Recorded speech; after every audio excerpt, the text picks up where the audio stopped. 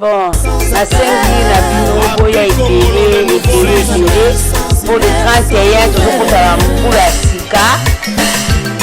Donc, tu organises soirée moko na salle, na Potokombo.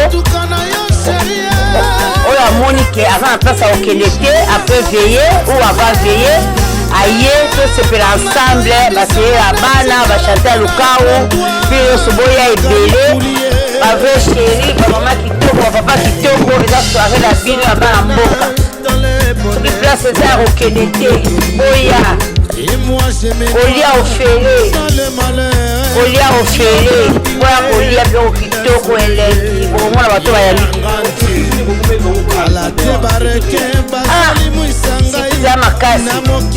Ya makasi mwa ko babuya to ba ko vivre ngo bakada minene biloko minene kwa ko vivre ngo to ko lobela ate onzamba osa songola osa so grâce to kota la nyewana to kota biso yo elongo biso yo na kati na kata sala kitoko olia kitoko na amour gloire et beauté.